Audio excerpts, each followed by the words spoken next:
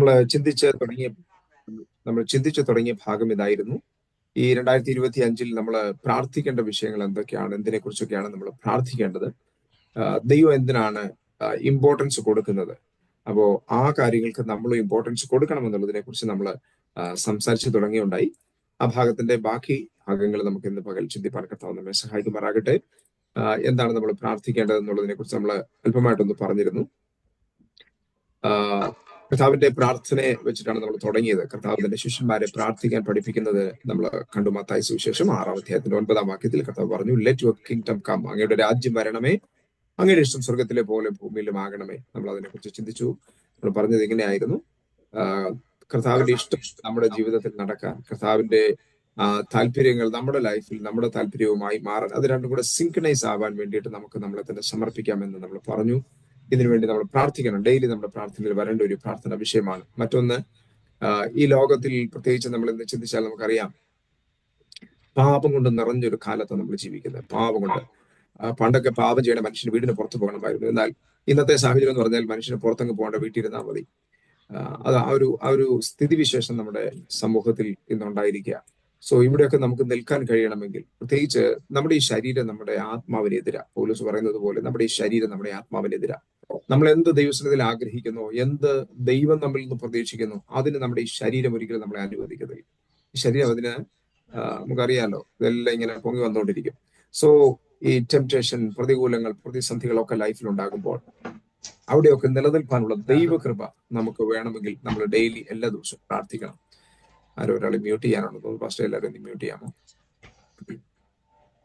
So നമുക്ക് അങ്ങനെ ഒരു വലിയ പ്രാർത്ഥന നമ്മുടെ അകത്ത് ഉണ്ടാകട്ടെ. എല്ലാ ദിവസവും നമുക്ക് അങ്ങനെ പ്രാർത്ഥിക്കാം. കർത്താവേ, പരീക്ഷയ്ക്കകത്ത് തന്നെ കടത്തരുത്, എന്നെ രക്ഷിക്കണമേ എന്ന് നമുക്ക് ഒരുമിച്ച് ദൈവത്തിന് പ്രാർത്ഥിക്കാം. അതിന്റെ ഉദാഹരണങ്ങളൊക്കെ നമ്മൾ കണ്ടു പത്രോസിന്റെ ലൈഫിലൊക്കെ. അതിനുശേഷം നമ്മൾ പറഞ്ഞ കാര്യം ഇതായിരുന്നു, നോളജ് ഓഫ് ഗാഡ്, ദൈവത്തെക്കുറിച്ചുള്ള ജ്ഞാനവും പരിജ്ഞാനവും ഉണ്ടാകേണ്ടതിന് വേണ്ടി. ഇന്നലെ ഇല്ലാത്തവരാരെങ്കിലും ഉണ്ടെങ്കിൽ ഞാൻ ഈ കാര്യം ഒന്ന് ജസ്റ്റ് ഒന്ന് ഓർപ്പിക്കാൻ ആഗ്രഹിക്കുകയാണ്.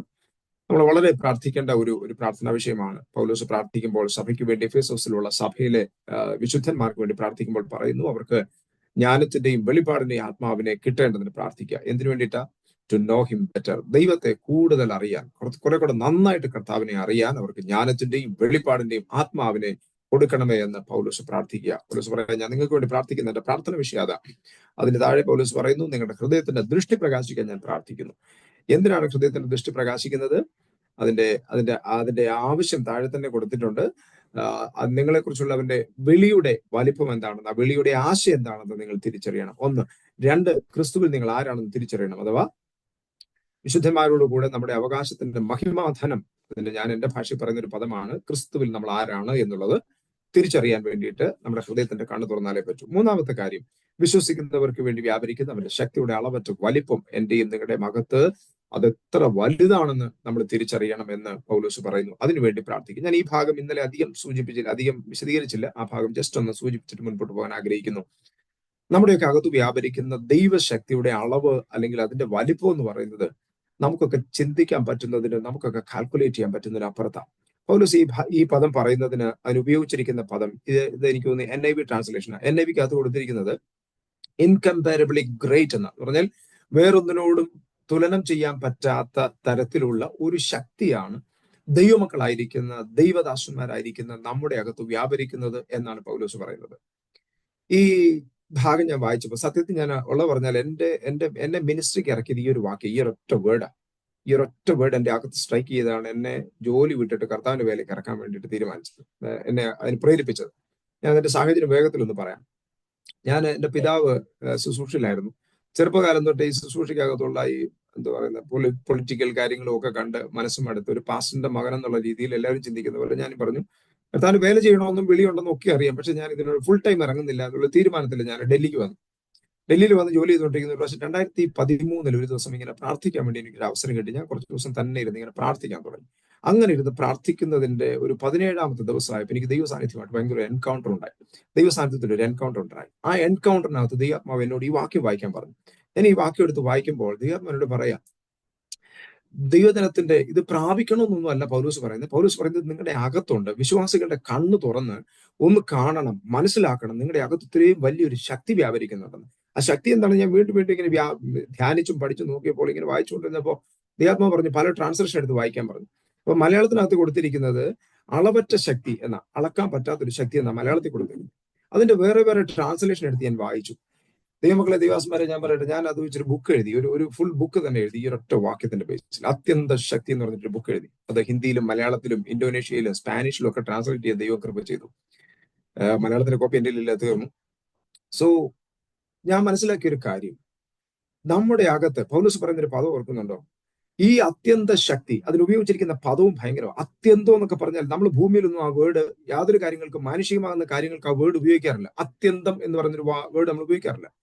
പക്ഷെ ദൈവത്തിന്റെ ആത്മാവ് നമ്മുടെ അകത്ത് പകർന്നിരിക്കുന്ന ആ ദൈവശക്തിക്ക് ഉപയോഗിച്ചിരിക്കുന്ന പദം അത്യന്ത ശക്തി എന്ന. അത്യന്ത ശക്തി, അത്യന്ത ശക്തി. ഈ അത്യന്ത ശക്തി എന്റെ സ്വന്തമല്ല എന്ന് പറയേണ്ടതിന് ഈ മൺകൂടാരങ്ങൾ അത്രേ പകർന്നിരിക്കുന്നത്. പൗലോസിന്റെ ഭാഷയാണ് കൊരിന്ത്യർ ലേഖനത്തിൽ പൗലോസ് പറയുന്നു. അപ്പോൾ എന്റെയും നിങ്ങളുടെയും, നമ്മളാകുന്ന ഈ മൺകൂടാരത്തിനകത്ത് ദൈവം പകർന്നിരിക്കുന്ന ശക്തി എന്ന് പറയുന്നത്, ഇവിടെ NIV ട്രാൻസ്ലേഷൻ പറയുന്നു ഇൻകംപാരബിളി ഗ്രേറ്റ് എന്ന് പറഞ്ഞാൽ വേറെ ഒന്നിനോടും തുലനം ചെയ്യാൻ പറ്റാത്തതിലും അത്രയ്ക്ക് വലുതാ.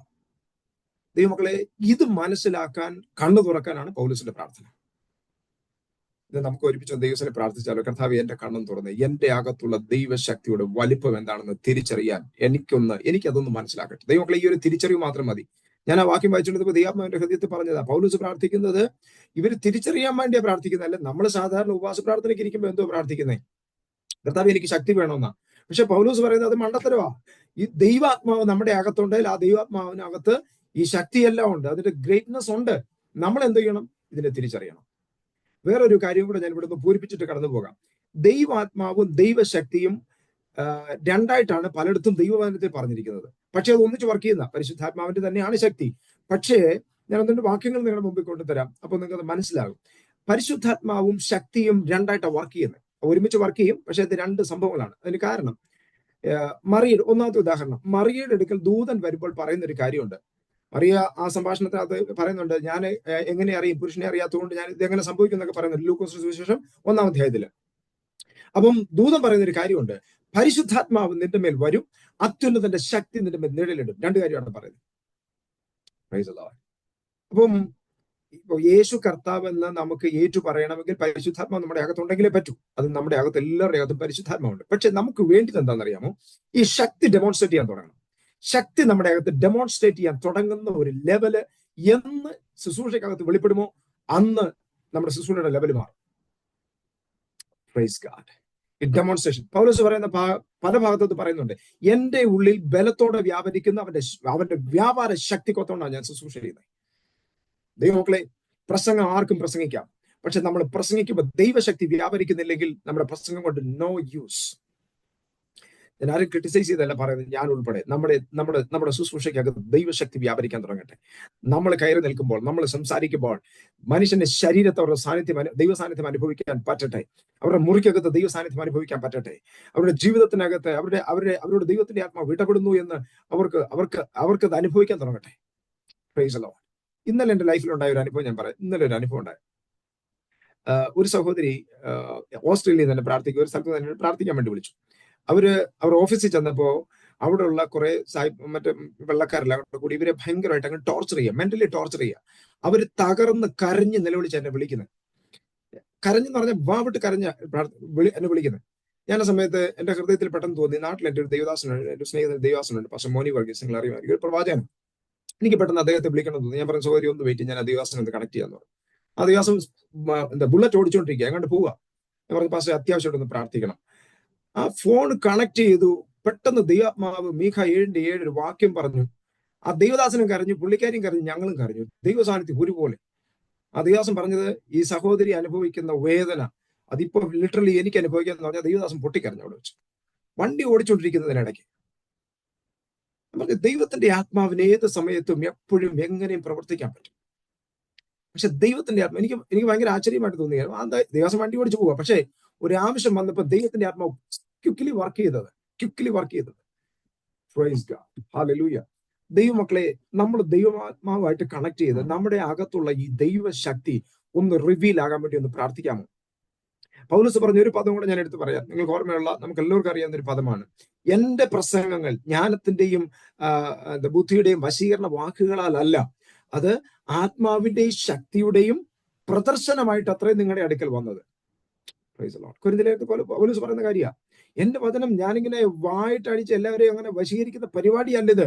ഇത് ഞാൻ എഴുന്നേൽക്കുമ്പോൾ ദൈവശക്തിയാ വ്യാപരിക്കുന്നതിനകത്ത്. ദൈവമക്കളെ, നമ്മുടെ ശുശ്രൂഷയ്ക്കകത്ത് വ്യാപരിക്കേണ്ടത് ദൈവശക്തിയാ. പൗലോസ് പറയുന്നത് ഈ ശക്തി നമ്മുടെ അകത്തുണ്ടെന്ന.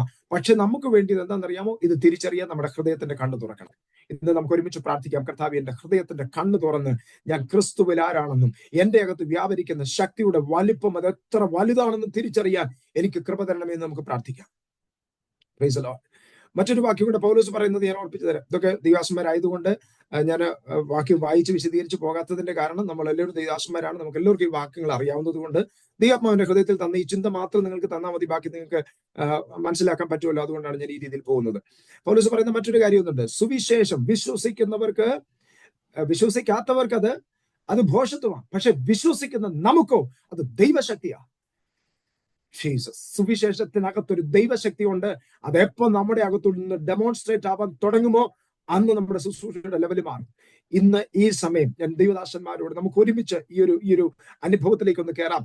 നമ്മുടെ ശുശ്രൂഷയ്ക്കകത്ത് ഒരു ചെറിയ വ്യക്തിയാകട്ടെ, വലിയ വ്യക്തിയാകട്ടെ, ആരുമാകട്ടെ, ദൈവത്തിന്റെ ശക്തി വ്യാപരിക്കാൻ തുടങ്ങിയാൽ, ആമേൻ.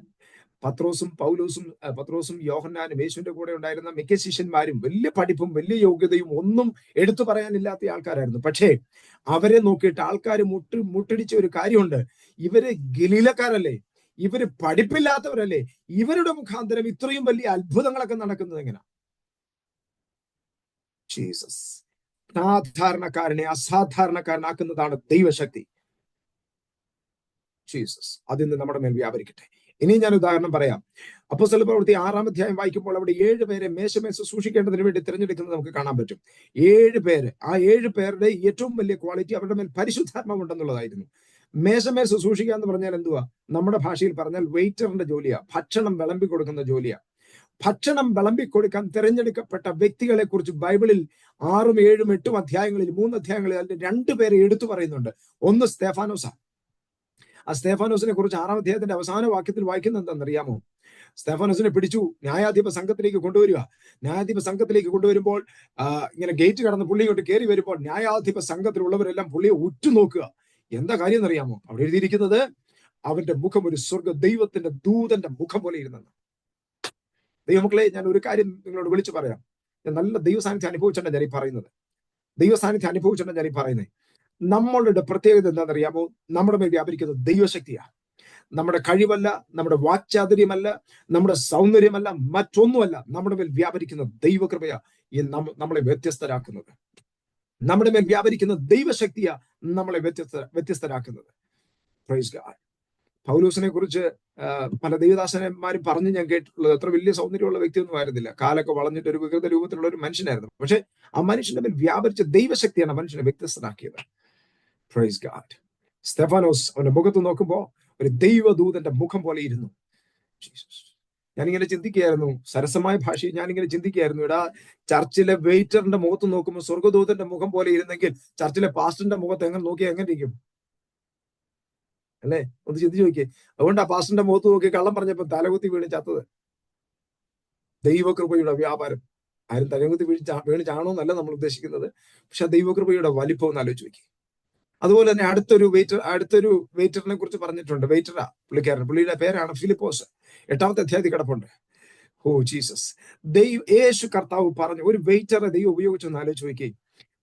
യേശു കർത്താവ് പറഞ്ഞത് 1:8 അപ്പോസ്തല പ്രവൃത്തി 1:8 കർത്താവ് പറഞ്ഞു, നിങ്ങൾ എന്നോട് കേട്ട പിതാവിന്റെ വാഗ്ദത്തത്തിനായിട്ട് ഇവിടെ കാത്തിരിക്കണം. പരിശുദ്ധാത്മാവ് നിങ്ങളുടെ മേൽ വരുമ്പോൾ നിങ്ങൾ എന്തോ പ്രാപിക്കും? ശക്തി ധരിക്കും.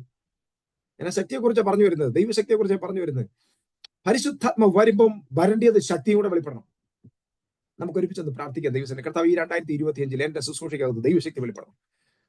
ജീസസ്. ഹല്ലേലൂയ. ഇന്ന് പകൽ എനിക്കറിയില്ല, ഞാൻ ഇവിടെ നിന്ന് ഇങ്ങനെ പോസ് ചെയ്ത് പറയാൻ വേണ്ടിയിട്ട് ഞാൻ പ്ലാൻ ചെയ്താലും ഞാൻ അടുത്തതിലേക്ക് പോകാൻ വേണ്ടിയിട്ട് എന്റെ മനസ്സിൽ കിടന്നത്. പക്ഷെ ദൈവാത്മാവ് എന്നെ മുമ്പോട്ട് പോകാൻ അനുവദിക്കുന്നില്ല. ആരുടെയൊക്കെ മേലോ ദൈവത്തിന്റെ ആത്മാവ് ഒരു ദൈവശക്തി ഇന്ന് പകൽ പകരാൻ ആഗ്രഹിക്കുന്നു. അസാധാരണമായ ദൈവശക്തി. നമ്മൾ ഇന്ന് ഇവിടെ ഫോക്കസ് ചെയ്യും. നമ്മൾ ഇതിനകത്ത് മുമ്പോട്ട് പോകാൻ എനിക്ക് പറ്റുന്നില്ല.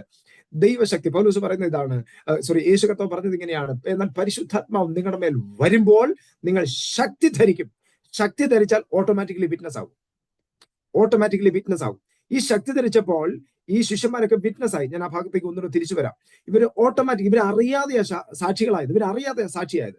ആ ശക്തി വന്നപ്പോൾ, ശക്തി വരുമ്പോൾ നിങ്ങൾ എന്റെ സാക്ഷിയാകൂ എന്ന് പറഞ്ഞു. എവിടേക്കാ? യെരുശലേമിലും യഹൂദയിലും ശമരിയിലും ഭൂമിയുടെ അറ്റത്തോളം എന്റെ സാക്ഷിയാകും എന്ന് പറഞ്ഞു. ഫിലിപ്പോസ് പോയി സാക്ഷിയായത് എവിടെയാണെന്നറിയാം? ശമരിയ പട്ടണത്തില. അപ്പൊ യേശു 1:8 പറഞ്ഞതിന്റെ നിവൃത്തിയാണ് ഈ വെയിറ്ററെ കൊണ്ട് കർത്താവ് ചെയ്യിച്ചത്. ഞാൻ ജീവിതത്തിൽ ഒന്നുമല്ല, എനിക്കൊന്നും ആകാൻ പറ്റിയില്ലെന്ന് ചിന്തിക്കുന്നവരാരെങ്കിലും എന്നെ കേൾക്കുന്നുണ്ടെങ്കിൽ, ഇത് നിങ്ങളോടുള്ള ദൂത. നിങ്ങളെ കൊണ്ട് കർത്താവിന്റെ വാഗ്ദത്തങ്ങളെ ഫുൾഫിൽ ചെയ്യിക്കാൻ കർത്താവ് ചില ഇടങ്ങളിൽ അയക്കാൻ ആഗ്രഹിക്കുക. ജീസസ് നിറഞ്ഞ ദൈവസാന്നിധ്യം അനുഭവിച്ചിട്ടുണ്ട് ഞാൻ ഈ പറയുന്നത്. നിങ്ങളുടെ മുറിക്കകത്ത് ദൈവസാന്നിധ്യം ഇറങ്ങി വരട്ടെ. ആ ദൈവശക്തി നിങ്ങളുടെ ശരീരങ്ങളുടെ മേൽ ഇപ്പോൾ വ്യാപരിക്കട്ടെ. ദൈവമക്കളെ, നമ്മൾ മസിലും പിടിച്ച് ചിരിക്കാതെ, നമ്മൾ വലിയ സംഭവം എന്നൊക്കെ പറഞ്ഞുകൊണ്ട് ഇരിക്കാതെ, ദൈവസന്നിധിയിൽ താഴ്ത്തി ഞാൻ ഒന്നും അല്ലെന്ന് പറഞ്ഞ് ഏൽപ്പിച്ചു കൊടുക്കാമോ? ആ ദൈവശക്തി നമ്മുടെ അകത്ത് വ്യാപരിക്കുന്നതിന്റെ അന്ന് ആ ശക്തി നമ്മളെ ഉയർത്തും. Praise God. ഞാൻ ഒരു കാര്യം ഇറക്കി പറയാം, എന്നോട് വിരോധം വിചാരിക്കല്ലേ. നമ്മുടെ അകത്ത് സ്പിരിച്വൽ പ്രൈഡ് ഉണ്ടാവല്ലോ. ദൈവദാസന്മാരെ, ദൈവമക്കളെ പിശാച് തകർത്ത് കളയുന്ന ഒരു മേഖലയാണ്. ജഡമോഹത്തെ ജയിച്ച് നമ്മൾ കയറി വരുമ്പോൾ കൺമോഹം മുമ്പിക്കൊണ്ടുവരും. കൺമോഹത്തെ ജയിച്ച് മുമ്പോട്ട് വരുമ്പോൾ ജീവനത്തിന്റെ പ്രതാപം, പ്രൈഡ് നമ്മുടെ അകത്ത് കൊണ്ടുവരും. ഈ ലൗകികമായിട്ടുള്ള മറ്റു കാര്യങ്ങളിൽ നമുക്ക് പ്രൈഡ് ഉണ്ടാവത്തില്ല. പക്ഷെ പല ആത്മീയ ശുശ്രൂഷ ചെയ്ത പല ദൈവദാസന്മാരും തകർന്നു പോകുന്നതിന്റെ ഒരു കാരണം, അല്ലെങ്കിൽ ഒരു സർട്ടൻ ലെവലിൽ വന്നതിന് ശേഷം മുൻപോട്ട് പോകാത്തതിന്റെ കാര്യം ഈ ഒരു സ്പിരിച്വൽ പ്രൈഡ് അകത്ത് കയറും. പിന്നെ ഞാനാ വലിയ പുള്ളി, ഞാനാ ചെയ്യുന്നതൊക്കെയുള്ള ഈ ചിന്ത അകത്ത് കയറുമ്പോൾ ഓർത്തോണം, ഇത് അവന്റെ സാധനമാണ്. ലോകത്തിലെ ഏറ്റവും വലിയ പാപം, അല്ലെങ്കിൽ ഈ പ്രപഞ്ചത്തിനകത്ത് ഏറ്റവും ആദ്യത്തെ പാപം പ്രൈഡാ. ആ പ്രൈഡ് കൊണ്ട് പിശാച് തകർന്ന് താഴെ വീണത്. ദൈവമക്കളെ, നമ്മളെ സ്പിരിച്വൽ പ്രൈഡിനകത്ത് വീഴ്ത്താൻ പിശാച് പദ്ധതിയിട്ടുണ്ടെങ്കിൽ ദൈവശക്തി കൊണ്ട് അതിനെ ജയിക്കാൻ ഇന്ന് പകലൊരു ദൈവകൃപ നമ്മുടെ മേൽ പകരപ്പെടുമാറാകട്ടെ. കർത്താവിനോട് പറ, കർത്താവേ, എത്ര ദൈവം എന്നെ ഉയർത്തിയാലും ഞാൻ താഴാൻ തയ്യാറാ. എനിക്കറിയാമെന്നോ കഴിയോ ഒന്നുമല്ല. പൗലോസൊക്കെ പറയുന്നത്, ഞാൻ ഓടിയെന്നോ അധ്വാനിച്ചെന്നോ ചെയ്തൊന്നോ അല്ല, അവൻ എന്നെ പ്രാപ്തനാക്കിയെന്നല്ലാതെ അവന്റെ ശക്തി എന്റെ ബലഹീനതയിൽ തികഞ്ഞു വരുന്നു. ഓക്കെ, ആ ശക്തി എന്ന് കണക്ട് ആയി കിടക്കുന്നത് പൗലോസിന്റെ മിനിസ്ട്രിക്കകത്ത് മൊത്തം ആ ശക്തിയെ കണക്ട് ആയി കിടക്കുന്നത്. എന്റെ ബലഹീനതയിൽ അവന്റെ കൃപ തികഞ്ഞു വരികയാ. അത് എന്നെ ശക്തനാക്കുന്നത്. എനിക്ക് ശക്തി തരുന്ന അവന്റെ കൃപയാ. ഇന്ന് പകൽ ആ കൃപ നമ്മുടെ മേൽ വ്യാപരിക്കട്ടെ. ആ കൃപയ്ക്കകത്തൂടെ ശക്തി വ്യാപരിക്കട്ടെ. ഓക്കെ, നമ്മൾ പറഞ്ഞു വന്ന കാര്യം ഇതാ. ഫിലിപ്പോസ് ശമരിയ പട്ടണത്തിൽ ചെന്നു. കർത്താവ് ആ വാഗ്ദത്തം നിവർത്തിക്കാൻ അവനെ ബലപ്പെടുത്തി. ആ പട്ടണത്തിൽ ചെന്നപ്പോൾ സംഭവിച്ചത് എന്താ? നിങ്ങൾ ആ 8-ാം അധ്യായം ഒന്ന് വായിക്കണം. ഓ ജീസസ്, എനിക്ക് ഭയങ്കര ഇഷ്ടമുള്ള ഒരു അധ്യായമാണ് അപ്പോസ്തല പ്രവൃത്തി 8-ാമത്തെ അധ്യായം. നിങ്ങൾ ദൈവമക്കളെ അവിടെ നിന്ന് ഒന്ന് വന്നേ. 4-ാമത്തെ വാക്യത്തിൽ വായിക്കുന്നവര് ചിതറിപ്പോയവരെല്ലാവരും അവിടെ ഇവിടങ്ങളിൽ സുവിശേഷം പ്രസംഗിച്ച് നടന്നു. 5-ാമത്തെ വാക്യത്തിൽ ഫിലിപ്പോസ് ശമരിയ പട്ടണത്തിൽ ചെന്ന് അവരോട് ക്രിസ്തുവിനെ പ്രസംഗിച്ചു. 6-ാമത്തെ വാക്യം, ഫിലിപ്പോസ് ചെയ്ത അടയാളങ്ങളെ പുരുഷാരം കേൾക്കുകയും കാണുകയും ചെയ്യുകയാൽ അവൻ പറയുന്നത് ഏക മനസ്സോടെ ശ്രദ്ധിച്ചുകൊണ്ടിരുന്നു. ദൈവമക്കളെ, നമ്മുടെ പ്രസംഗം ശ്രദ്ധിക്കണമെങ്കിൽ ദൈവശക്തി അകത്ത് വ്യാപരിച്ചാലേ പറ്റൂ. ഇല്ലേ, ആൾക്കാർ കേട്ട് അവിടെ ഇരിക്കും, കേൾക്കത്തൊന്നുമില്ല. Price the Lord. നമ്മുടെ പ്രസംഗം കേൾക്കണമെങ്കിൽ ദൈവശക്തി ഡെമോൺസ്ട്രേറ്റ് ആവണം. ഡെമോൺസ്ട്രേറ്റ് എന്നുള്ള പദത്തിന്റെ അർത്ഥം എന്താണെന്നറിയാമോ? ഡെമോൺസ്ട്രേറ്റ് എന്നുള്ള പദത്തിന്റെ അർത്ഥം എന്താണെന്നറിയാമോ? ഞാൻ ഈ പറയുന്ന വേദഭാഗം 2 കൊരിന്ത്യർക്ക് എഴുതിയ ലേഖനം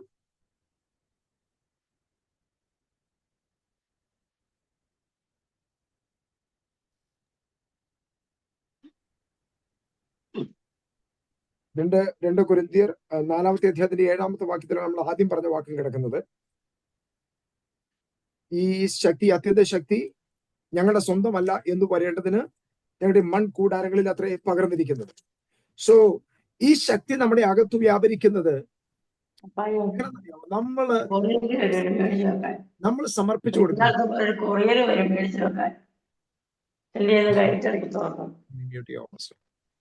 സോ ഈ ദൈവശക്തി നമ്മുടെ മേൽ വ്യാപരിക്കുന്നത് നമ്മൾ സബ്മിസീവ് ആയിട്ട് കൊടുക്കുമ്പോഴാണ്. ഞാൻ ഒന്നുമില്ല, ദൈവശക്തിയാണ് എനിക്ക് വലുതെന്ന് പറഞ്ഞ് നമ്മൾ സബ്മിസീവ് ചെയ്ത് കൊടുക്കുമ്പോൾ ദൈവത്തിന്റെ ശക്തി നമ്മുടെ മേൽ വ്യാപരിക്കും.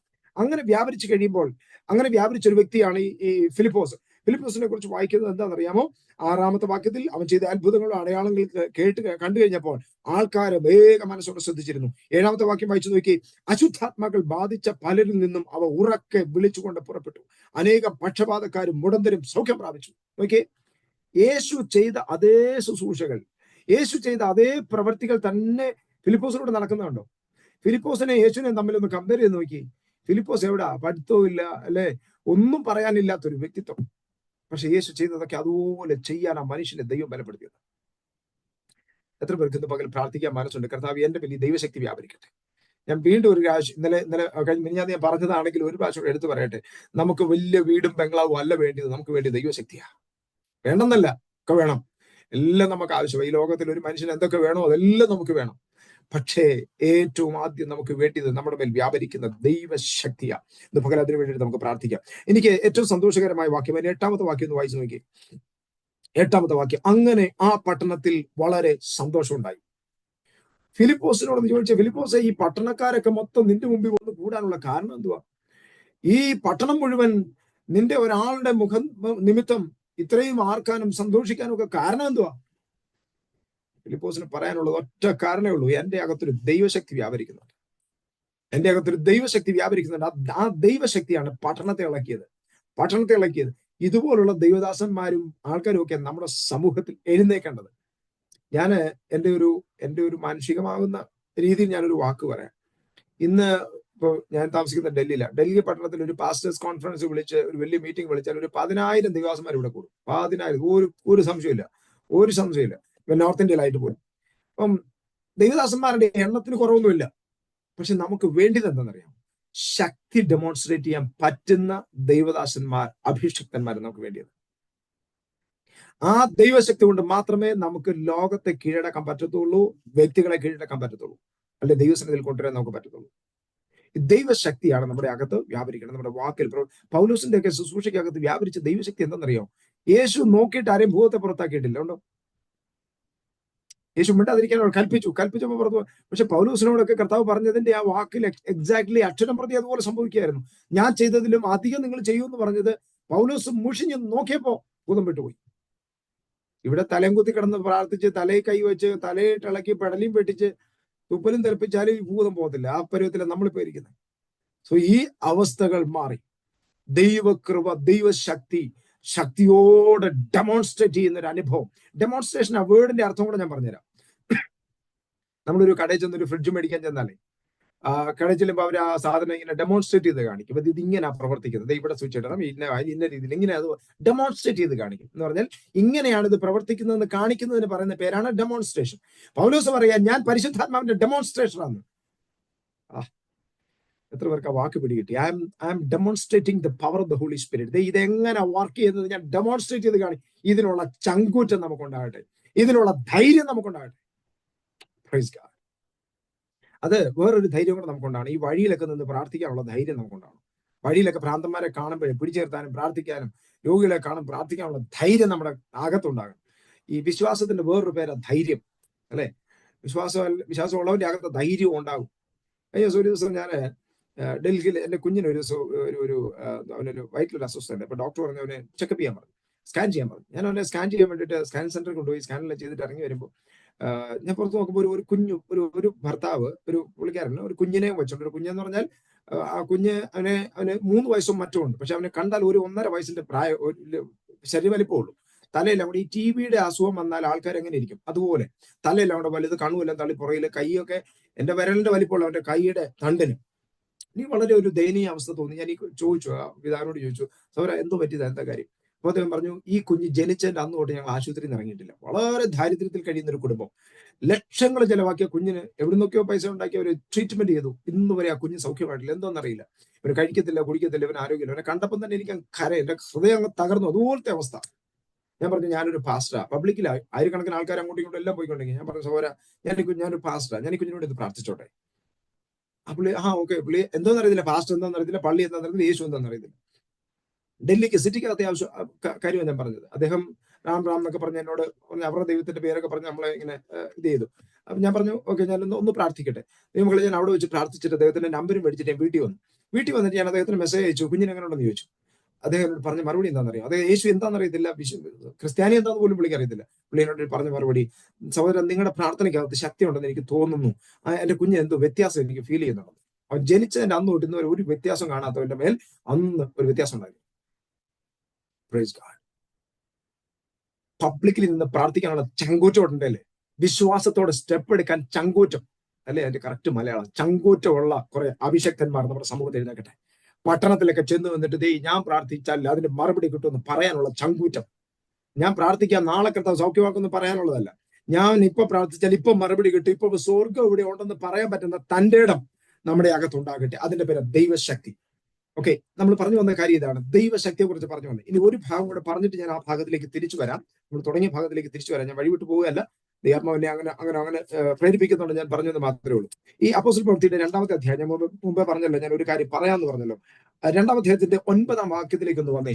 അവിടെ പരിശുദ്ധാത്മാവിന്റെ ശക്തി നമ്മുടെ മേൽ വരുമ്പോൾ സംഭവിക്കുന്ന കാര്യം നമ്മൾ വിറ്റ്നസ് ആകും. ആ വിറ്റ്നസ് ആകുന്നതിനെ കുറിച്ച് 2:9 മുകളിലുള്ള ഭാഗമൊക്കെ നമ്മൾ മിക്കവാറും പറയാറുള്ള കാര്യമാണ്. 9 തൊട്ട് നിങ്ങളൊന്ന് വായിച്ചു നോക്കി.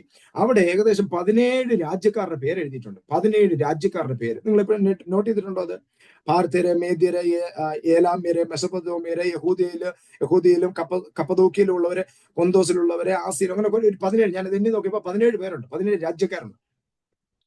ഞാൻ ചോദിക്കുന്നത്, ഈ 120 പേര് കൂടിയിരുന്നിടത്ത് 17 രാജ്യക്കാർ കയറി വന്ന എങ്ങനെയാണെന്നറിയോ? ഇവര് 120 പേരെ കൂടി ഇരുന്ന് പ്രാർത്ഥിച്ച്, ഈ ബാക്കിയുള്ള 17 രാജ്യക്കാർ അവിടെ വന്ന എങ്ങനെയാ? കൊടിയ മുഴക്കം ഉണ്ടായി, ഒരു വലിയ കാറ്റടിച്ചു, ഈ ഇടിനാദം കേൾക്കാൻ വേണ്ടി കയറി വന്ന ആൾക്കാരാണ്. ഇവിടെ മാളിക മുറിയിൽ 3-4 പേര് കുറച്ച് പേര് പ്രാർത്ഥിക്കാൻ കയറി പോകുന്നത് കണ്ടു. ഇപ്പൊ അവിടെ ഭയങ്കര ഇടിയും ബഹളവും ഒക്കെ. എന്നതാന്ന് കാണാൻ വേണ്ടി കയറി വന്ന. That is the demonstration of the power of the Holy Spirit. പരിശുദ്ധാത്മാവിന്റെ ഡെമോൺസ്ട്രേഷൻ. പണ്ട് എന്റെ ചെറുപ്പകാലത്ത് എന്റെ അയൽവക്കത്തുള്ള ഒരു സഹോദരി പറഞ്ഞത് ഞാൻ ഇപ്പോഴും ഓർക്കുന്നുണ്ട്. ഞാൻ ഒരിക്കൽ കടയിൽ പോയിട്ട് തിരിച്ചു വരുമ്പോൾ, അന്ന് ഞങ്ങളുടെ വീട്ടിൽ ആരാധന നടന്നുകൊണ്ടിരിക്കുക, ആൾക്കാർ ഭയങ്കരമായിട്ട് ആരാധിക്കുക. ആ സഹോദരി പറഞ്ഞു, നിങ്ങളുടെ വീടിന്റെ മണ്ട തീ കത്തുന്ന ഞാൻ കണ്ടെന്ന്. വീടിനകത്ത് ആരാധന നടന്നുകൊണ്ടിരിക്കുക. പുള്ളിക്കാരി കടയിൽ പോയിട്ട് തിരിച്ചു വന്നപ്പോൾ നമ്മുടെ വീടിന്റെ പുറത്ത് നോക്കിയാൽ വീടിന്റെ മണ്ടയിൽ ഇങ്ങനെ തീ കത്തുന്ന പോലെ തോന്നാം. Price the Lord. ലിറ്ററലി ദൈവത്തിന്റെ സാന്നിധ്യം നമ്മുടെയൊക്കെ ജീവിതത്തിൽ ഡെമോൺസ്ട്രേറ്റ് ആവാൻ തുടങ്ങിയാൽ, ദൈവമക്കളെ നമ്മളൊന്നും പിടിച്ചാൽ കിട്ടത്തില്ല. നമ്മളൊക്കെ എന്തോ കപ്പാസിറ്റി ഉള്ളവരാണെന്നറിയോ? നമ്മൾ സാധാരണക്കാരാ, പക്ഷെ നമ്മൾ വഹിക്കുന്ന ദൈവ സാന്നിധ്യത്തിന്റെ കപ്പാസിറ്റി ഭയങ്കരമാ. ഓക്കെ, ഇനി ഞാൻ തിരിച്ചു വരട്ടെ. നമ്മൾ വായിച്ച വാക്യത്തിലേക്ക്. പൗലോസ് പറയുന്നു, ഈ ദൈവത്തിന്റെ ശക്തി നിങ്ങളുടെ അകത്തുണ്ട്, എന്റെ അകത്തുണ്ട്, നിങ്ങളുടെ അകത്തുണ്ട്. ഈ ശക്തി വഹിച്ചുകൊണ്ടാണ് ഈ അപ്പോസ്തലന്മാരൊക്കെ അങ്ങോട്ട് പുറപ്പെട്ടു പോയപ്പോൾ, ഈ അപ്പോസ്തല പ്രവൃത്തി മൊത്തം വായിച്ചു നോക്കിയ ദൈവദാസന്മാരെ, ഈ അപ്പോസ്തല പ്രവൃത്തിക്കകത്ത് മുഴുവൻ കിടക്കുന്ന ദൈവപ്രവൃത്തി, എന്തൊക്കെ അത്ഭുതങ്ങൾ അവിടെ മെൻഷൻ ചെയ്തിട്ടുണ്ടോ, അത് മുഴുവൻ അസാധാരണമായ ദൈവപ്രവൃത്തിയായിരുന്നു. സാധാരണ പ്രവൃത്തികൾ ഒന്നും അവിടെ നടന്നിട്ടില്ല. ഉദാഹരണം പറയാം. ഒന്ന്, ഈ 2-ാമത്തെ അധ്യായത്തിൽ നടന്ന സംഭവം അല്ലെ, അസാധാരണ ദൈവപ്രവൃത്തിയായിരുന്നു. ഒരു 17 രാജ്യക്കാരെയൊക്കെ വിളിച്ചോണ്ട് വരണമെങ്കിൽ പാടുന്ന പാട്. ഒരു ദൈവപ്രവൃത്തി വെളിപ്പെട്ടപ്പോൾ കൈ നൊടിക്കുന്നതിനിടയിൽ 17 രാജ്യക്കാർ കയറി വന്നു. നിങ്ങൾ എന്റെ സാക്ഷികളാകുമെന്ന് പറഞ്ഞത് അക്ഷരം പ്രതി സംഭവിച്ചോടെ. ദൈവദാസന്മാരെ, നിങ്ങൾക്കൊക്കെ അങ്ങനെ ഒന്ന് വിശ്വസിക്കാൻ പറ്റുമോ? നമ്മളെയൊക്കെ ദൈവം അങ്ങനെ നിർത്താൻ പോവുക. രാജ്യക്കാരുടെ മുമ്പിൽ ഈ ദൈവശക്തി വന്നാൽ രാജ്യങ്ങളുടെ മുമ്പിൽ ദൈവം നിർത്തും കേട്ടോ. രാജ്യക്കാരുടെ മുമ്പിൽ ദൈവം നിർത്തും. ആമേൻ. കാരണം എന്താണെന്നറിയാമോ? ഗ്രേറ്റ് കമ്മീഷനകത്ത് കർത്താവ് പറഞ്ഞത് ഇതുമായിട്ടൊക്കെ കണക്റ്റഡാ. ഗ്രേറ്റ് കമ്മീഷനകത്ത് കർത്താവ് പറഞ്ഞത്, ദൈവത്തിന്റെ ശക്തി നിങ്ങളുടെ മേൽ വരുമ്പോൾ, അല്ലെ നിങ്ങൾ ഇന്ന് പുറപ്പെട്ട് പിതാവിന്റെ പുത്രന്റെയും പരിശുദ്ധാത്മാവിന്റെ നാമത്തിൽ സ്നാനം കഴിപ്പിച്ച് go to the nations and make disciples of all nation. സകല രാജ്യക്കാരെയും നിങ്ങൾ സുവിശേഷം പറഞ്ഞിട്ട് ശിഷ്യന്മാരാക്കാനാ പറഞ്ഞത്. ഗോ ടു എവറി നേഷൻ, എല്ലാ രാജ്യത്തും പോകാൻ പറഞ്ഞു. അതിന്റെ പ്രത്യക്ഷമായ ആദ്യത്തെ പ്രവൃത്തിയാണ് പരിശുദ്ധാത്മ വന്നപ്പോൾ ചെയ്തത്. 17 രാജ്യക്കാരെ ഒറ്റയടിക്ക് ദൈവം സന്ദർശിച്ചത്. കരങ്ങൾ ഉയർത്തി അതൊന്ന് സ്വീകരിക്കാമോ? ഇതൊരു ദൂതാ നിങ്ങളോടുള്ള. പഠിപ്പില്ലാത്തവരെ രാജ്യങ്ങളിൽ കൊണ്ട് ദൈവം നിർത്തും. ആമേൻ. പഠിപ്പില്ലാത്തവരെ രാജ്യങ്ങളിൽ ദൈവത്തിന് കൊണ്ട് നിർത്താൻ പറ്റും. നമ്മുടെ കഴിവ് കൊണ്ടും ശക്തി കൊണ്ടും ഒന്നും അല്ലല്ലോ. ദൈവത്തിന്റെ പ്രവൃത്തിയല്ലേ ഇത്, ദൈവത്തിന്റെ ശക്തിയല്ലേ ഇത്. ഒന്ന് പ്രാർത്ഥിച്ച്, ദൈവത്തിന്റെ ശക്തി എന്റെ അകത്തൊന്ന് ഡെമോൺസ്ട്രേറ്റ് ചെയ്യട്ടെ. Praise God. ഞാൻ ആദ്യമായിട്ട് യാത്ര ചെയ്യുന്ന രാജ്യം സൗത്ത് ആഫ്രിക്കയ്ക്ക് ഞാനൊരു മീറ്റിംഗ് അറ്റൻഡ് ചെയ്യാനാണ്, പാസ്റ്റർ ക്രിസിന്റെ ഒരു മീറ്റിംഗ് അറ്റൻഡ് ചെയ്യാൻ പോയത്. അത് കഴിഞ്ഞിട്ട് ഞാൻ ആദ്യമായിട്ട് മിനിസ്ട്രിക്ക് വേണ്ടി പുറത്തു പോകുന്ന രാജ്യം ഇന്തോനേഷ്യ പോകാനുള്ള കാരണം എന്താണെന്നറിയാമോ? ഒരിക്കല് ഈ റെവലേഷൻ 2013 എനിക്ക് കിട്ടി. ഞാൻ ഈ വാക്യം വെച്ച് പ്രാർത്ഥിച്ചുകൊണ്ടിരിക്കുക. ദൈവമാനോട് പറഞ്ഞു, രാജ്യങ്ങൾക്ക് വേണ്ടി അഭിഷേകം നിന്റെ മേൽ കിടപ്പുണ്ട്. ഞാനിത് വെച്ച് ഇങ്ങനെ പ്രാർത്ഥിക്കാൻ തുടങ്ങി. പ്രാർത്ഥിച്ചുകൊണ്ടിരുന്നപ്പോൾ ഇന്തോനേഷ്യയിലുള്ള ഒരു ഫാമിലിയെ, ഒരു ദൈവദാസനെ എന്നെ പരിചയപ്പെടുത്തി. കട്ടപ്പനയിലുള്ള ലാലു എന്ന് പറയുന്ന ദൈവദാസൻ നിങ്ങൾ അറിയുമായിരിക്കും. ആ ദൈവദാസൻ അവിടെ ഇന്തോനേഷ്യയിലുള്ള ഒരു ഫാമിലിയെ എന്നെ പരിചയപ്പെടുത്തി. ഒരു ദിവസം ഞാൻ ആ ഫാമിലിയിൽ ഒരാളായിട്ട് ഇങ്ങനെ, അവിടുത്തെ ഒരു ആന്റി ആയിട്ട് ഇങ്ങനെ സംസാരിച്ചുകൊണ്ടിരിക്കുക. ദൈവത്തിന്റെ ആത്മാവ് യോഹന്നാന്റെ സുവിശേഷം 17-ാം അധ്യായത്തിൽ എനിക്ക് തന്ന കുറെ റെവലേഷൻ ഞാൻ ഇങ്ങനെ ഇവരോട് പറഞ്ഞുകൊണ്ടിരിക്കുക. അന്ന് ഞാൻ ഡൽഹിയിൽ നിന്ന് നാട്ടിലേക്ക് ട്രെയിനിൽ പോകുന്ന സമയം ഇപ്പോഴും ഞാനത് ഓർക്കുന്നുണ്ട്. ട്രെയിനിൽ നിന്ന് ഞാനിങ്ങനെ ഈ കാര്യങ്ങളൊക്കെ ഇങ്ങനെ അവരോട് സംസാരിച്ചുകൊണ്ടിരുന്നു. അന്ന് സംസാരമെല്ലാം കഴിഞ്ഞ് അങ്ങ് പോയി.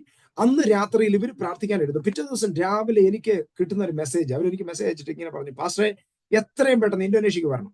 ഞാൻ ചോദിച്ച കാര്യം എന്തുവാ? പാസ്റ്റർ ഇന്നലെ പറഞ്ഞ റെവലേഷനൊക്കെ ഞാൻ രാത്രി പോയി മെഡിറ്റേറ്റ് ചെയ്ത് രാത്രി പ്രാർത്ഥിച്ചുകൊണ്ടിരിക്കുമ്പോൾ രാത്രി 12 മണിക്ക് അടുത്ത സമയത്ത് ഞാൻ പ്രാർത്ഥിച്ചു ഇരിക്കുമ്പോൾ ഞാൻ മുറിക്കകത്ത് എന്റെ ദൈവസാന്നിധ്യം ഇറങ്ങി വന്നു. ഞാൻ അഭിഷേകം പ്രാപിച്ചു. ഞാൻ എന്റെ ഭാഷ പറയാൻ തുടങ്ങി. ചർച്ചയിൽ ആദ്യമായിട്ട് വെളിയിൽ ഒരു രാജ്യത്ത് ശുശ്രൂഷിക്കുന്നത്. ഞാൻ അവിടെ ചെന്നപ്പോ ഞാൻ ഈ റെവലേഷനൊക്കെ സംസാരിച്ചുകൊണ്ടിരുന്നപ്പോൾ എനിക്ക് ട്രാൻസ്ലേറ്റ് ചെയ്യുന്നത് അവിടുത്തെ യൂണിവേഴ്സിറ്റിയിലെ ഒരു പ്രൊഫസർ, ഒരു ദൈവദാസൻ, ഒരു പ്രൊഫസർ. അവിടെ പൊതുവെ അധികം പേര് ഇംഗ്ലീഷ് സംസാരിക്കുന്നവരില്ല. പക്ഷെ ആ ദൈവദാസന് ഈ റെവലേഷൻ എല്ലാം ഇഷ്ടപ്പെട്ടിട്ട് അടുത്ത ദിവസം ഇങ്ങനെ ഇരിക്കുമ്പോൾ ഞാൻ തിരിച്ചിങ്ങി വന്നു. അതെല്ലാം കഴിഞ്ഞ് അദ്ദേഹത്തിന് നമ്മളായിട്ടൊരു കണക്ഷനായി, നമ്പറും ഒക്കെ മേടിച്ച് ഷെയർ ചെയ്തു കഴിഞ്ഞു. അത് കഴിഞ്ഞിട്ട് കുറച്ച് ദിവസം കഴിഞ്ഞപ്പോൾ പെട്ടെന്ന് എനിക്കൊരു ഫോൺ കോള്. അതായത് ഈ നമ്മുടെ ആഫ്രിക്കയിലുള്ള നമ്മുടെ നൈജീരിയയിലുള്ള ദേവദാസൻ പാസ്റ്റർ ക്രിസ്, അദ്ദേഹം ഒരു ക്രൂസൈഡ് അറേഞ്ച് ചെയ്തു. 4,500 പേര് കൂടുന്ന ഒരു വലിയ ക്രൂസൈഡ് ഇന്തോനേഷ്യയിൽ അവർ അറേഞ്ച് ചെയ്തു. ഈ ക്രിസിന്റെ ടീമിലുള്ള ആൾക്കാരാണ് അവിടെ ശുശ്രൂഷിക്കാൻ വരുന്നത്. പക്ഷെ എനിക്ക് ഫോൺ കോൾ വന്നിട്ട് പറയാം, ദിവാസനെ അവർക്ക് നാളെ ഇവിടെ വരാനായിട്ട് ഇതുവരെ, ഇപ്പൊ നാളെ വരേണ്ടതാ, ഇന്ന് വരെ അവർക്ക് വിസ കിട്ടിയിട്ടില്ല. അവർ വിസ റിജക്ട് ചെയ്യാം. നാളെ വൈകിട്ട് ഇനിയിപ്പോ അവർക്ക് ഇനി വിസ കിട്ടിയാലും ടിക്കറ്റ് എടുത്ത് ഇവിടെ വരുമ്പോഴത്തേനും നാളെ വൈകിട്ട് മീറ്റിംഗിന് എത്തത്തില്ല. പാസ്റ്ററെ നിൽക്കുന്നത് ഇപ്പൊ പാസ്റ്റർ ടിക്കറ്റ് എടുത്തു, ഇവിടെ വന്നേ പറ്റൂ. ഞാൻ അവിടെ ഒന്ന് ഇല്ലാത്ത ടിക്കറ്റിന്റെ ഡബിൾ ചാർജ് കൊടുത്ത് ടിക്കറ്റും എടുത്തു അവിടെ ചെല്ലുന്നു. എന്റെ ദൈവമക്കളെ, ഞാൻ എന്റെ ആയുസിലെ 4,500 പേരുടെ മുമ്പിൽ നിന്ന് പ്രസംഗിക്കുന്നത്. പക്ഷെ അസാധാരണമായ ദൈവപ്രവൃത്തി. ഒരു സ്ത്രീ കരഞ്ഞുകൊണ്ട് ഓടി വന്നേച്ച് എന്റെ കാല് കെട്ടിപ്പിടിച്ച് കിടക്കുക സ്റ്റേജില്. എന്നോട് പറഞ്ഞു, പാസ്റ്ററെ എനിക്ക് നിൽക്കാൻ പറ്റുന്നില്ല, യേശു ഇറങ്ങി സ്റ്റേജിൽ നിൽക്കുന്ന എനിക്ക് കാണാം. Price the Lord. ദൈവ സാന്നിധ്യം. അതിന്റെ അടുത്ത ദിവസം അവര് വന്നു.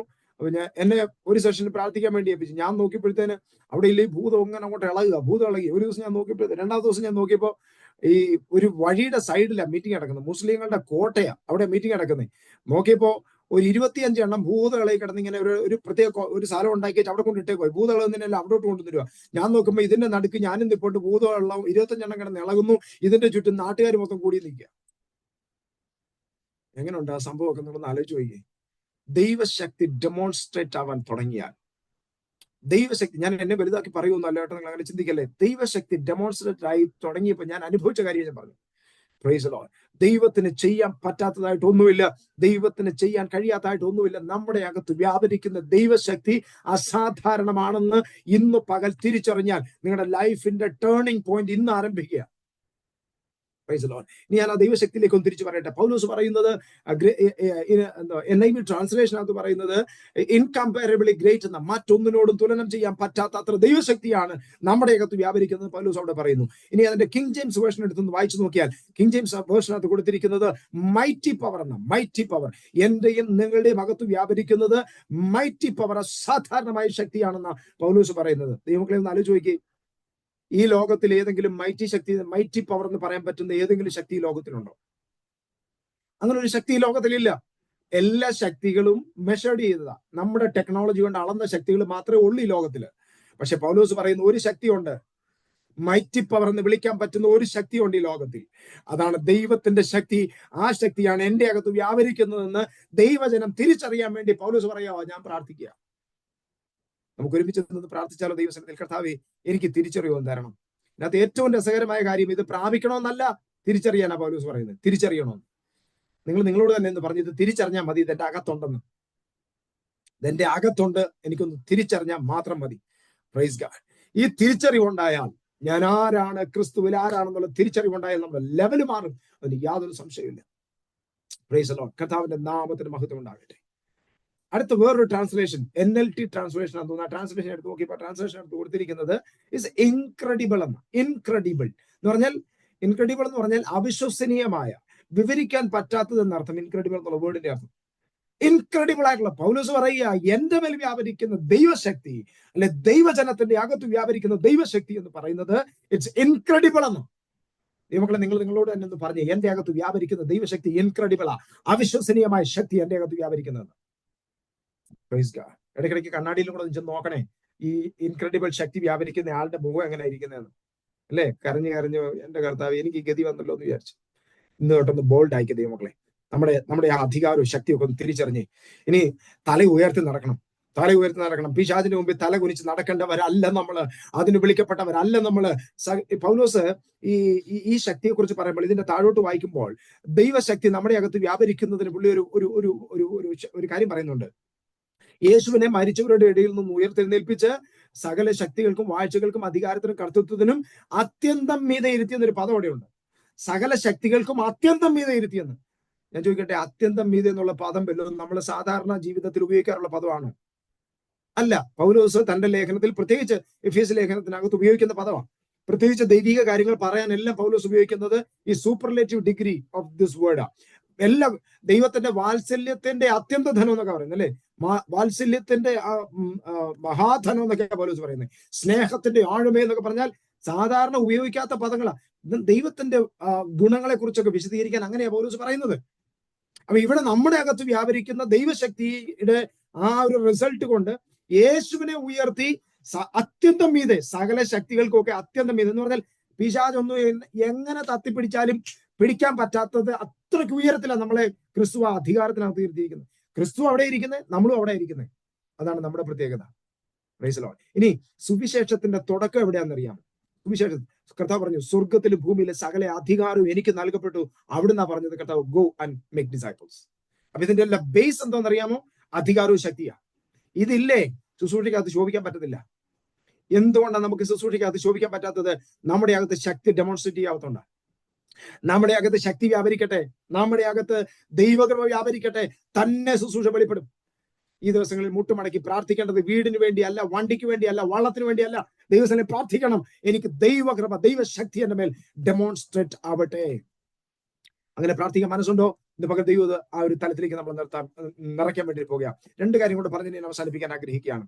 ഈ ഭാഗം നമ്മൾ വായിക്കുമ്പോൾ ഇവിടെ ഈ സംഭവം തന്നെ വേറെ ട്രാൻസ്ലേഷൻ വായിച്ചാൽ, വേറെ ട്രാൻസ്ലേഷൻ ചെയ്തിരിക്കുന്നത് എനിക്ക് തോന്നുന്നു ആംപ്ലിഫൈഡ് ബൈബിളിനകത്ത്. ആംപ്ലിഫൈഡ് ബൈബിളിനകത്ത് ഇത് ഞാൻ പറയാൻ വന്നതല്ല, അതുകൊണ്ടാണ് ഈ പ്രിപ്പയർ ആകാഞ്ഞത്. ഞാനത് നോക്കിയിട്ടില്ല. സോ ആംപ്ലിഫൈഡ് ബൈബിളിനകത്ത് എഴുതിയിരിക്കുന്നത് ഇറ്റ്സ് അൺലിമിറ്റഡ് എന്ന, അൺലിമിറ്റഡ് ആൻഡ് ഇമ്മെഷറബിൾ എന്ന ആ വാക്കാണ് ഇവിടെ ട്രാൻസ്ലേറ്റ് ചെയ്തിരിക്കുന്നത്. Unlimited and immeasurable. അൺലിമിറ്റഡ് എന്ന് പറഞ്ഞാൽ ലിമിറ്റ് ഇല്ലാത്തത്, ഇമ്മെഷറബിൾ എന്ന് പറഞ്ഞാൽ അളക്കാൻ പറ്റാത്തത്. ദൈവമക്കളെ, ഇത് ഞാൻ നിങ്ങളെ കുറിച്ചാണ് പറയുന്നത്.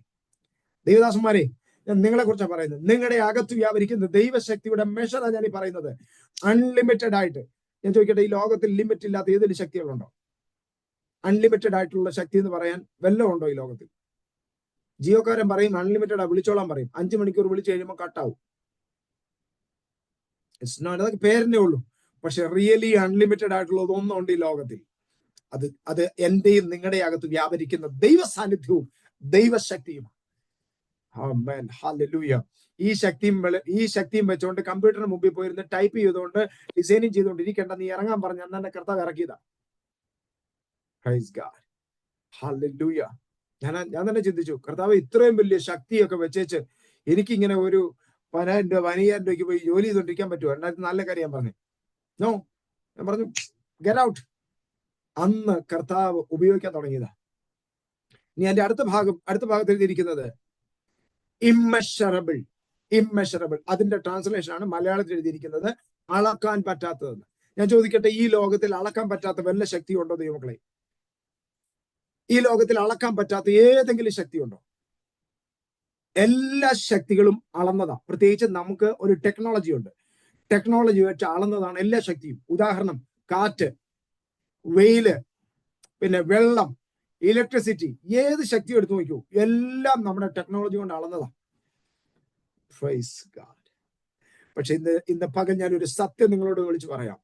ഈ ലോകത്തിലുള്ള ഒരു ടെക്നോളജി കൊണ്ടും ഈ ലോകത്തിലുള്ള ഒരു ഉപകരണങ്ങൾ കൊണ്ടും അളക്കാൻ പറ്റാത്തതും ഇന്ന് വരെ ആരും അളന്നിട്ടില്ലാത്തതും ഇനിയോട്ട് അളക്കാൻ പറ്റാത്തതുമായ ഒരേ ഒരു ശക്തി ഉള്ളത്, അത് ദൈവശക്തിയാ. ആ ശക്തി എന്റെ അകത്ത് വ്യാപരിക്കുന്നുണ്ടെന്ന് പറയുന്നവർ കരങ്ങളെ ഉയർത്തി കർത്താവിനെ ഒന്ന് സ്തുതിച്ചേ. Praise the Lord. ഹല്ലേലൂയ.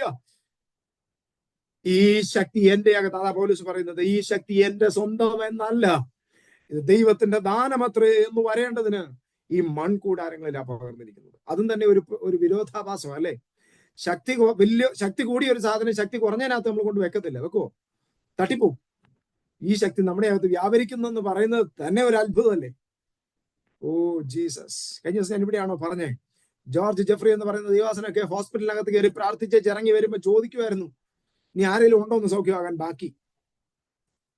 എന്തോ ധൈര്യം അത്, എന്തോ ചങ്കൂറ്റം അത്. നമുക്കൊക്കെ അങ്ങനത്തെ ചങ്കൂറ്റം ഉണ്ടാകട്ടെ ദൈവമക്കളെ. ഞാൻ ഇതുകൊണ്ട് പറഞ്ഞ് അവസാനിപ്പിക്കാം.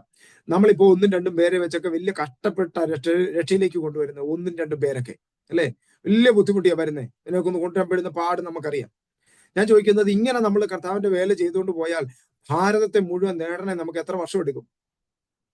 ഇനി അടുത്തൊരു ഈ 2000 വർഷം കിട്ടിയിട്ട് നമുക്കൊന്നും ചെയ്യാൻ പറ്റിയില്ല. ഇനി അടുത്തൊരു 2000 കൂടെ കിട്ടിയാലും ഇതൊക്കെ തന്നെ ആയിരിക്കും അവസ്ഥ, അല്ലേ? നമുക്ക് വേണ്ടി എന്താണെന്നറിയാമോ? ഒരു കാര്യം കൂടെ ഞാൻ പറയാം, ദൈവാത്മാവിനെ ഓർപ്പിക്കുന്നത് കൊണ്ട്. പത്രോസിന്റെ അടുക്കൽ കർത്താവ് വരുമ്പോൾ, ആദ്യം വരുമ്പോൾ പത്രോസ് കണ്ട അത്ഭുതം എന്താണെന്നറിയാമോ? പത്രോസ് മീനും ഇല്ല, ടാക്സ് കൊടുക്കാൻ പോലും ഗതിയില്ലാതെ നിൽക്കുന്ന സമയത്ത് യേശു അടുത്ത് വരുന്നത്. പത്രോസിന്റെ പടയിൽ കയറി കർത്താവ് ഇരുന്നു, ജനത്തോട് സംസാരിക്കാൻ തുടങ്ങി. കുറെ കഴിഞ്ഞപ്പോൾ പത്രോസിന്റെ ആവശ്യമൊക്കെ കർത്താവ് മനസ്സിലാക്കി. സംസാരിച്ചൊന്നുമില്ല, ചോദിച്ചൊന്നുമില്ല. പത്രോസെ, പടകിന്റെ വലത്ത് ഭാഗത്തേക്ക് വലവിശിക്കൊള്ളാൻ പറഞ്ഞു.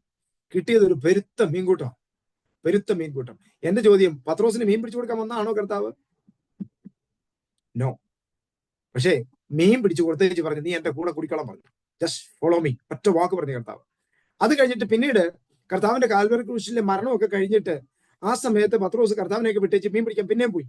ആ സമയവും രാത്രിയിൽ നടന്ന് കർത്താവ് പത്രോസിന്റെ അടുക്ക വരുന്നുണ്ട്.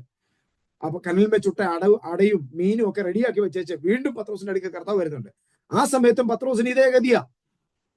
കർത്താവിന്റെ അടുത്ത് വരുന്നതിന് മുമ്പും കർത്താവിനെ വിട്ടേച്ച് പോയിട്ടും ഇത് തന്നെയാ പത്രോസിന്റെ ഗതി. അപ്പം ഗതിക്ക് വ്യത്യാസമുള്ളത് കർത്താവിന്റെ കൂടെ ഉള്ളപ്പോഴേ ഉള്ളൂ. ഓക്കെ, അവിടെയും കർത്താവ് ചെയ്യുന്നത് എന്താണെന്നറിയാമോ? പത്രോസേ, വല വീശിക്കൊള്ളാൻ പറഞ്ഞു, ആഴത്തിലേക്ക് വല വീശിക്കൊള്ളാൻ പറഞ്ഞു. പുള്ളിക്കാരൻ രാത്രി മുഴുവൻ അധ്വാനിച്ചു, നാണം കെട്ട്, ഗതി കെട്ട്, വിശപ്പുമുണ്ട്, ദാഹമുണ്ട്, മനസ്സിലാകപ്പാടെ സങ്കടമുണ്ട്. യേശുവിനെ കണ്ടപ്പോ അതിനേക്കാളേറെ ലജ്ജാവഹനായിട്ട് വലയങ്ങ് വീശി. എന്തോ കിട്ടിയെന്നറിയാമോ? 153 വലിയ മീനെ കിട്ടി. ഈ 2 പ്രാവശ്യം പെരുത്ത മീൻകൂട്ടത്തെ കിട്ടി. ഞാൻ ചോദിക്കുന്നത് പത്രോസിന് മീൻ പിടിച്ചു കൊടുക്കാൻ വന്നൊന്നും അല്ല കർത്താവ്. പത്രോസിനോട് കർത്താവ് ഒരു കാര്യം ഡെമോൺസ്ട്രേറ്റ് ചെയ്ത് കാണിക്കുകയായിരുന്നു. മോനെ, ഇത്രയും കൂട്ടമായിട്ട് ഞാൻ മീനെ പിടിച്ചില്ലേ, അതുപോലെ നീ കൂട്ടമായിട്ട് മീനെ പിടിക്കാൻ പോവാ. എന്നിട്ട് കർത്താവ് എന്നോട് പറഞ്ഞത്, ഞാൻ നിന്റെ ആദ്യം കർത്താവ് പറഞ്ഞു, ഞാൻ നിന്റെ മനുഷ്യനെ പിടിക്കുന്നതാകും. രണ്ടാമത് പറഞ്ഞു, നീ എന്റെ ആടുകളെ മേയ്ക്കാം. ദൈവമക്കളെ, ഇതാ നമ്മുടെ മേൽ കിടക്കുന്ന വിളി. ഇത് വെളിപ്പെട്ട് വരണമെങ്കിൽ കൂട്ടമായി ആത്മാക്കളെ. എന്നിട്ട് അതന്നെയല്ലേ സംഭവിച്ചത് പത്രോസിന്റെ ആദ്യത്തെ പ്രസംഗത്തിൽ കർത്താവ് മീനെ പിടിച്ച് കാണിച്ചതുപോലെ ആൾക്കാരുടെ കൂട്ടത്തെ പിടിക്കുകയായിരുന്നു. ഒറ്റ വല വീശി 3000 എണ്ണാകത്ത്. യെസ്, ഒന്ന് വിശ്വസിച്ചേ യേശുവിന്റെ നാമത്തിൽ. ഓക്കെ, ഞാൻ ഇനി നാളെ ഞാൻ തന്നെ ആണെന്ന് തോന്നുന്നു. ഞാനാണെങ്കിൽ എന്റെ ഭാഗത്തേക്ക് വരാം. ഞാൻ എന്താ പറയുന്നത്, യെഹെസ്കേൽ പ്രവാചകന്റെ പുസ്തകത്തിൽ നിന്ന് മീൻ പിടിക്കുന്നവരെ കുറിച്ച് പറയാൻ വേണ്ടിയിട്ട് വന്ന, പക്ഷെ അങ്ങോട്ട് പോകാൻ എന്റെ ദൈവം ഇന്ന് അനുവദിച്ചില്ല. നാളെ നമ്മൾ ദൈവം അനുവദിക്കുന്ന പക്ഷെ അങ്ങോട്ട് പോകും. ദൈവം നമ്മെ സഹായിക്കുമാറാകട്ടെ. ഇന്നൊന്ന് വിശ്വസിച്ചേ, വലിയ മീൻകൂട്ടത്തെ പിടിക്കാൻ വേണ്ടിയിട്ടാ. എങ്ങനെയെങ്കിലും ഈ ചൂണ്ടയിടുന്നവരുടെ, ഇപ്പൊ 1 മീനെ പിടിക്കുന്നത് 2 മീനെ പിടിക്കുന്നത് തൊഴിലില്ലാത്തവരുടെ പരിപാടിയാ, അല്ലെ? നമ്മൾ ഈ ചൂണ്ടയിടാൻ പോകുന്നത് എപ്പോഴാണെന്നറിയാം? ഒരു പരിപാടി ഇല്ല, നീ ചുമ്മാ ഇരിക്കുക, എന്നാ പിന്നെ കുറച്ച് ഇരയൊക്കെ പിടിച്ചോണ്ട് മീൻ പിടിക്കാൻ പോയേക്കെന്ന് പറഞ്ഞ് ഒരു പണി ഇല്ലാത്തവനായി ഒരു ചൂണ്ടയെ പിടിച്ചോണ്ട് ഈ തോടിന്റെ അറ്റത്ത് പോയിരിക്കുന്നു. ഒരു പണി ഞാൻ പണിയില്ലാത്തവനല്ല, ഞാൻ കൂട്ടമായിട്ട് പിടിക്കാൻ പോവാ. യേശുവിന്റെ നാമത്തിൽ കൂട്ടമായി ആത്മാക്കളെ പിടിച്ചാലേ ദൈവങ്ങളെ പറ്റൂ. Praise God. പൗലോസൊക്കെ പിടിച്ചതുപോലെ, ഇപ്പൊ നമ്മൾ ഫിലിപ്പോസിന്റെ കാര്യം പറഞ്ഞതുപോലെ, ഫിലിപ്പോസ് പിടിച്ചതുപോലെ കൂട്ടമായിട്ട് പട്ടണത്തെ പിടിച്ചാലേ പറ്റുള്ളൂ. ഓരോരുത്തർ ഓരോ പട്ടണത്തിൽ പോയി പിടിച്ചെങ്കിലേ പറ്റൂ. യേശുവിന്റെ നാമത്തിൽ സംഭവിക്കട്ടെ. ഒരു നിമിഷം കണ്ണുകളെ ദൈവം അടച്ചാട്ടെ. ഒന്ന് പ്രാർത്ഥിച്ച ദൈവമക്കളെ, കർത്താവേ, എനിക്ക് ദൈവകൃപ തരണമെന്ന് പറ. സ്ത്രീകളാണോ? ഡോണ്ട് വറി, കർത്താവിനെ നിങ്ങളെ ഉപയോഗിക്കാൻ പറ്റും. കാത്രിൻ കൂൾമാൻ എന്ന് പറഞ്ഞ ദൈവദാസിയെ കുറിച്ച് കേട്ടിട്ടില്ലേ? അമേരിക്ക കണ്ടതിൽ വെച്ച് ശക്തന്മാരായ ദൈവദാസന്മാരുടെ പട്ടികയ്ക്ക് തന്നപ്പെട്ടൊരു ദൈവദാസിയ. പിശാചൊക്കെ പുള്ളിക്കാരുടെ മുമ്പിലൊക്കെ മുട്ടുമടക്കി തന്നെ നിൽക്കുമായിരുന്നു. പറയേണ്ട കാര്യം പോലും ഇല്ല, നോക്കിയ ഭൂതമൊക്കെ മുട്ടുമടക്കുമായിരുന്നു. അത്രയ്ക്ക് അധികാരം ഉപയോഗിച്ചൊരു ദൈവദാസിയ. Praise the Lord. ദൈവത്തിന് വ്യത്യാസമൊന്നുമില്ല, പുരുഷനെന്നോ സ്ത്രീയെന്നോ വ്യത്യാസമൊന്നുമില്ല. ദൈവസന്നിധിയിൽ അവൈലബിൾ ആകാൻ പറ്റുമോ? God can use anyone. ദൈവശക്തിയാ ഈ അത്യന്ത ശക്തി. മൺകൂടാരത്തിനകത്തൊന്ന് വെളിപ്പെട്ടാൽ മതി, ഒന്ന് റിവീൽ ആയാൽ മതി. ഓ ജീസസ്, യേശുവിന്റെ നാമത്തിൽ അത് സംഭവിക്കട്ടെ. സ്പിരിച്വൽ അപ്ലിഫ്റ്റ്മെന്റ് ഇന്ന് പകൽ സംഭവിക്കുക. നിങ്ങളുടെ ആത്മീക ലെവലിനകത്തൊരു വലിയ വ്യത്യാസം ഇന്ന് പകൽ ദൈവം ചെയ്യുക. നിങ്ങൾ നേരെയൊക്കെ ഒന്ന് ഇരുന്നേ. നമ്മൾ ഇനി അധികാരം കൈകാര്യം ചെയ്യേണ്ടവരാ. ഇന്നലെ പറഞ്ഞല്ലോ, ഈ പോലീസൊക്കെ എവിടെയെങ്കിലുമൊക്കെ ചെന്നിട്ട് ഇങ്ങനെ പടിഞ്ഞു വാടിയൊക്കെ ഭക്ഷണം കഴിക്കാത്ത പോലെ ഇരുന്നിട്ടുണ്ടോ? ഇരിക്കത്തില്ല. അവനറിയാം അവന്റെ അധികാരം എന്തുവാന്ന്. Praise the Lord. നമ്മൾ രാജകീയ പുരോഹിത വർഗമാ. നമ്മൾ ദൈവത്തിന്റെ പുരോഹിതന്മാരാ. നിങ്ങൾ യഹോവയ്ക്ക് ശുശ്രൂഷകന്മാരാ. Price the Lord. ഹൃദയം തകർന്നവരെ മുറികെട്ടാൻ കർത്താവ് നമ്മളെ വിളിച്ചിരിക്കുക. തകർന്നിരിക്കുന്നവരെ ബലപ്പെടുത്താൻ കർത്താവ് നമ്മുടെ നാവിന് ഒരു ശിഷ്യന്റെ നാവ് തന്നിരിക്കുക. ഇന്ന് പകൽ ആ ബലം സ്വീകരിച്ചാട്ടെ. ബലത്തോടെ ഇന്ന് പകൽ എഴുന്നേറ്റാട്ടെ കർത്താവിന്റെ ശുശ്രൂഷയ്ക്ക് വേണ്ടിയിട്ട്. കർത്താവ് ഇന്ന് പകൽ നമ്മളെ അങ്ങനെ ബലപ്പെടുത്താൻ വേണ്ടിയിട്ട് പോവുക. ഒറ്റ കാര്യം, നമ്മൾ പറഞ്ഞു വന്ന വിഷയങ്ങൾ ഇതാണ്. പ്രാർത്ഥിക്കേണ്ട വിഷയമാണ്. കർത്താവേ, എനിക്ക് ആത്മാവിന്റെ പകർച്ചയെ തരണം. I want to get into the deepness of the river of the Holy Spirit.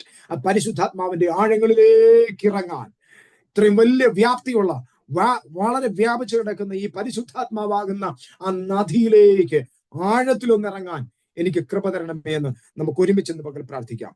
ദൈവം എല്ലാവരെയും സഹായിക്കട്ടെ. കർത്താവ് അനുവദിക്കുന്ന പക്ഷം നമുക്ക് നാളെ ബാക്കിയുള്ള ഭാഗം ചിന്തിക്കാം. ദൈവം നമ്മെ സഹായിക്കുമാറാകട്ടെ.